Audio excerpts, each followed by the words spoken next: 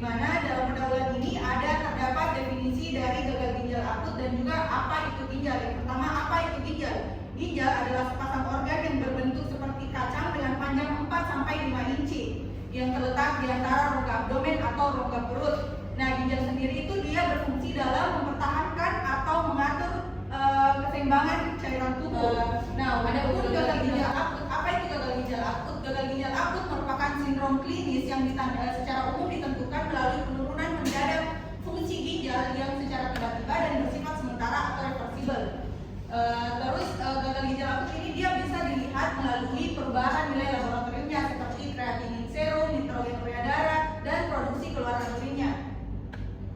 Untuk fungsi ginjal sendiri saya sudah jelaskan tadi di bagian pendahuluan. Nah, itu pada umumnya, pada intinya itu fungsi ginjalnya itu dia berfungsi untuk mempertahankan dan mengatur keseimbangan cairan tubuh dan mengeluarkan produk limbah atau zat yang beracun. Tapi selain itu ginjal juga selain mengeluarkan produk limbah atau zat yang beracun, ginjal juga mempertahankan beberapa zat yang masih berfungsi untuk tubuh.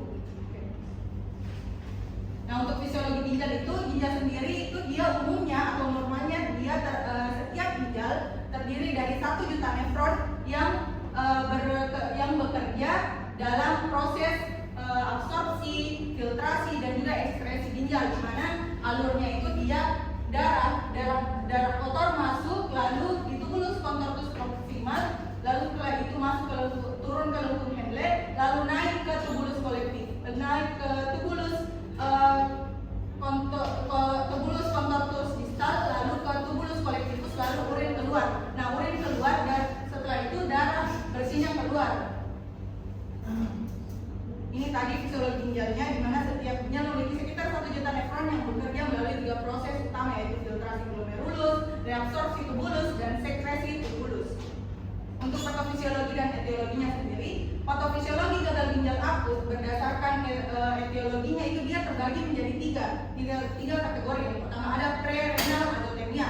Nah, pre-renal azotemia diambil dari kata pre sebelum dan azotemia yaitu peningkatan kadar nitrogen atau seperti kreatinin serum dan nitrogen urea darahnya.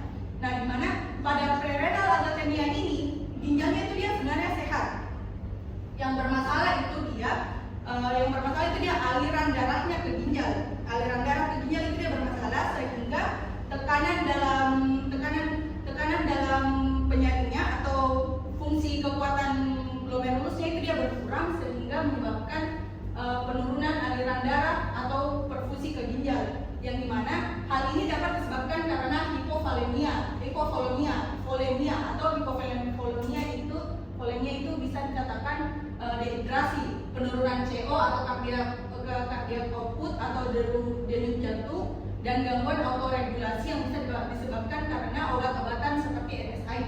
Nah, terus yang kedua ada intrinsik, yaitu intrinsik itu dia gangguan pada saluran ginjalnya, kerusakan fisik pada struktur ginjalnya akibat akut tubular necrosis yang biasanya disebabkan oleh iskemia berkepanjangan. Iskemianya ini disebabkan sebenarnya karena pre-renal azotemianya yang tidak diobati, lalu karena tidak diobati di pre-renal azotemia sehingga dia masuk ke intrinsik. Nah, untuk post-renal sendiri, yang ketiga itu ada post-renal. Dia dari kata post dan renal, yaitu post sesudah dan renal itu ginjal, yaitu sesudah ginjal. Jadi di sini permasalahannya itu dia bukan terkait ginjalnya atau saluran ginjalnya, tetapi masalah tentang perkemihan atau ekskresinya. Di mana pada post-renal ini urin yang sudah diproduksi itu dia sebenarnya mau keluar, tapi tidak bisa keluar karena terjadi sumbatan, ada sumbatan. Nah, karena ada sumbatan, urin yang seharusnya keluar dia putar balik ke ginjal atau retrograd, bahasanya itu retrograd. Nah, karena urinnya itu dia masuk kembali ke ginjal sehingga ginjalnya itu dia penuh, sehingga penyaringnya atau glomerulusnya itu dia berhenti menyaring darah karena full ginjalnya. Nah, sebenarnya di postrenal dia itu bisa sebenarnya kan kita punya 2 ginjal. Kalau ginjal yang satu yang bermasalah, yang mengalami sumbatan, yang satu itu bisa membackup. Tapi kalau misal ginjal dari lahir atau ada kelainan ginjalnya atau mungkin sudah jual ginjalnya, dia punya sisa satu ginjal, jadi bisa mengalami akut gagal ginjal akut yang berat karena sisa satu ginjalnya dan sudah tidak ada yang bisa membackup. Untuk perhitungan GFR-nya sendiri, dia mengikuti rumus Prof. Gault, yaitu di mana pada laki-laki itu dia rumusnya 140 dikurang umur dikali BB dalam kilogram dibagi 72 kali kreatinin serum miligram per desiliter. Untuk perempuan sendiri sama dengan laki-laki, tapi dia dikali dengan 0,85. Terus untuk klasifikasi fungsi ginjalnya itu dia setelah dihitung menggunakan rumus GFR, dia dilihat melalui klasifikasinya. Kalau nilai GFR-nya itu dia di atas 90, maka dia termasuk normal atau fungsi ginjal itu normal. Sedangkan kalau untuk stadium 1 sampai 2 itu dia mencakup nilai GFR-nya 60 sampai 89. Sedangkan untuk stadium 3 atau sedang, dia masuk ke nilai GFR 30 sampai 59. Untuk stadium 4, dia nilai GFR-nya 15 sampai 29 atau terhitung berat. Terus yang kelima atau stadium gagal ginjal, yaitu masuk ke dalam kategori nilai GFR-nya itu dia kurang dari 15. Nah, untuk terapi farmakologinya sebenarnya itu gagal ginjal tidak ada terapi farmakologi yang berdasarkan lini pertama, lini kedua. Jadi kita berfokus pada terapi pendukung supaya ginjalnya itu tidak memasuki stadium yang lebih parah. Nah, untuk yang pertama itu dia ada resusitasi cairan, yaitu mengembalikan volume intravaskular dan memperbaiki perfusi ginjal. Untuk regimen dosis dewasanya itu dia 20 sampai 30 mg per kilogram BB IV bolus yang disesuaikan berdasarkan target MAP dan status volume. Mekanisme kerja spesifik terhadap ginjal dan tubuhnya itu dia meningkatkan tekanan pengisian sistemik, memaksimalkan curah jantung dan memperbaiki aliran darah ke arteriol aferen ginjal untuk memulihkan laju filtrasi glomerulus.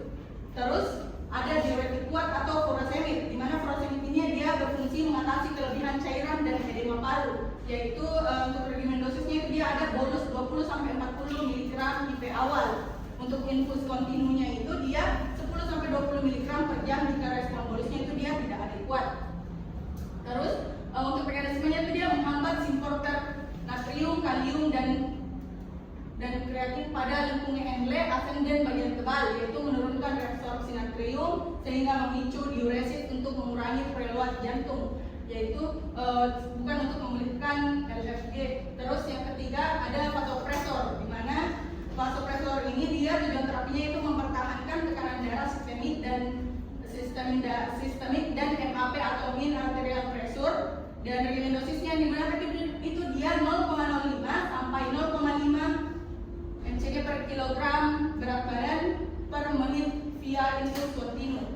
Terus dia mekanismenya itu dia bekerja kuat pada reseptor alpha 1 adrenergic untuk menginduksi vasokonstriksi pembuluh darah sistemik untuk menjamin kestabilan perfusi organ vital termasuk ginjal saat shock terkompensasi. Terus yang keempat ada kalsium gluconat 10%, yaitu untuk menstabilisasi membran miokardium akibat komplikasi hiperkalemia berat, yaitu dosis yang digunakan yaitu 10 mili atau 1 ampul IV lambat selama 5 sampai 10 menit yang dapat berulang dalam 5 menit jika gambaran EKG belum normal.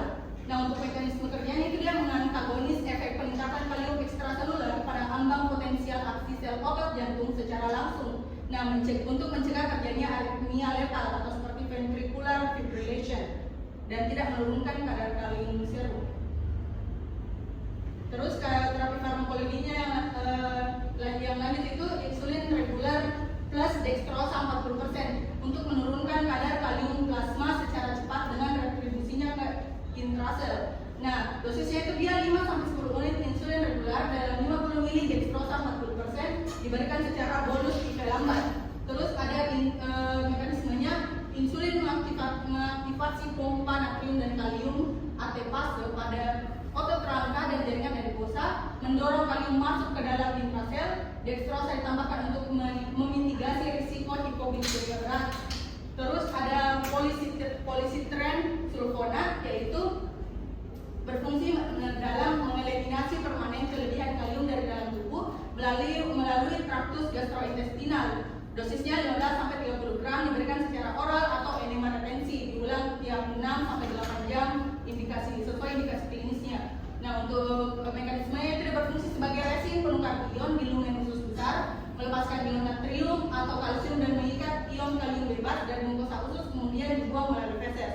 Nah, terus yang terakhir ada natrium bikarbonat. Natrium bikarbonat itu dia berfungsi dalam koreksi asidosis metabolik berat dan menyebabkan pH darah. Dosisnya itu diberikan jika pH-nya itu dia kurang dari 7-15 atau HCO-nya itu dia kurang dari 12 mili ekuivalen per liter. Dosisnya itu dihitung melalui rumus tersebut. Terus untuk mekanisme itu dia menyediakan ion bikarbonat ekstraseluler untuk menyangga buffer ion hidrogen bebas di dalam sirkulasi darah, menaikkan pH plasma ke rentang fisiologis yang aman. Setelah itu masuk ke dalam terapi non farmakologinya. Terapi non farmakologinya itu dia yang pertama ada monitoring balance dan monitoring balance cairan dan kateterisasi. Nah, dia itu tujuan utamanya evaluasinya itu dia berfungsi untuk filtrasi serta mencegah penumpukan cairan yang tersembunyi. Nah, untuk target dan parameter klinisnya itu dia pengukuran urin output per jam. Target evaluasi stadium jika urin kurang dari 0,5 mili per kilogram berat badan DB per jam selama lebih dari 6 jam. Terus untuk mekanismenya itu dia pemasangan kateter menetap untuk memantau produksi urin secara berkala serta perimbangan berat badan harian guna mendeteksi overload cairan dini sebelum manifestasi edema paru timbul. Terus yang kedua ada manajemen asupan, yaitu nutrisi klinis, mencegah dalam fungsinya tidak mencegah malnutrisi, menekan katabolisme otot dan membatasi sistem metabolit beracun. Terus untuk targetnya itu dia energinya 20-30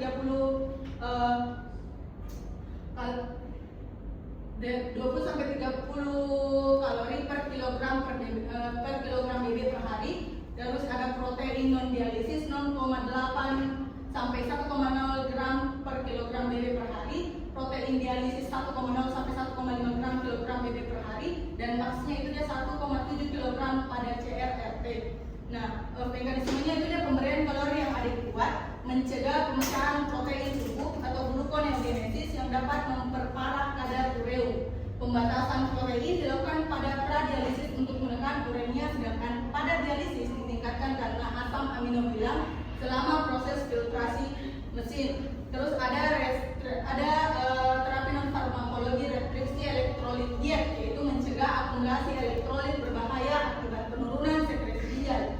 Nah, untuk target dan parameter klinisnya itu dia pembatasan asupan natrium, kalium, dan fosfat secara ketat dalam makanan dan cairan parenteral sehingga mengurangi beban sekresi ginjal yang sedang cedera dengan cara membatasi asupan dari luar guna mengontrol tekanan darah serta menekan risiko hiperkalemia dan hiperfosfatemia.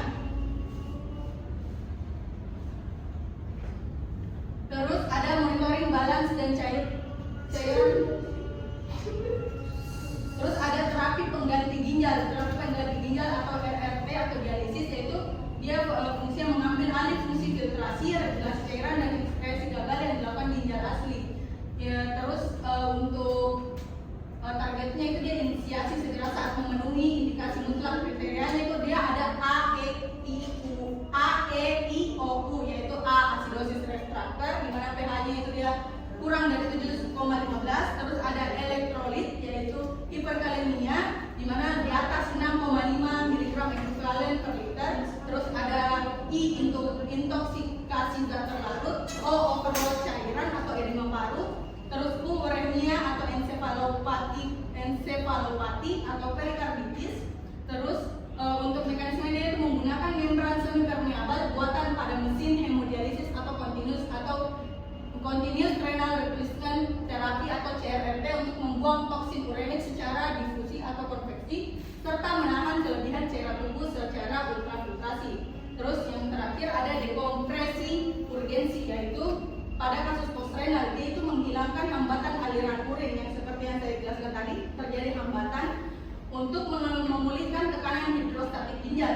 Nah, untuk terapinya untuk targetnya itu dia evakuasi retensi urin segera setelah didiagnosis obstruksi tegak via radiologi atau USG.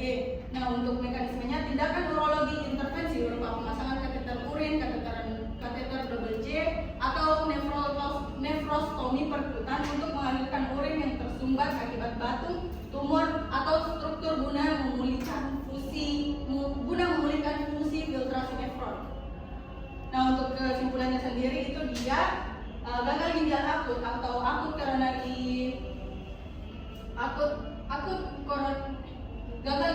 gagal ginjal akut adalah penurunan fungsi ginjal secara mendadak dan bersifat sementara atau reversibel yang ditandai dengan naiknya kadar kreatinin serum atau BUN serta penurunan volume urin, di mana kondisi ini dipacu oleh 3 faktor utama, yaitu prerenal, intrinsik, dan postrenal.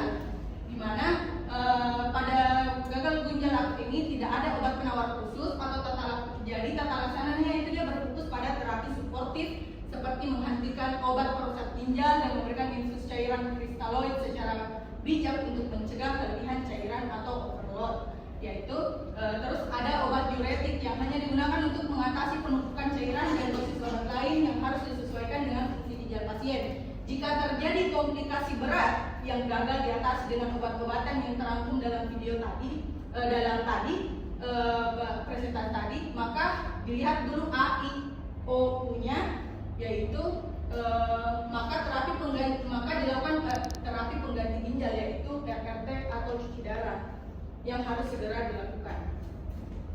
Ini daftar pustaka yang digunakan.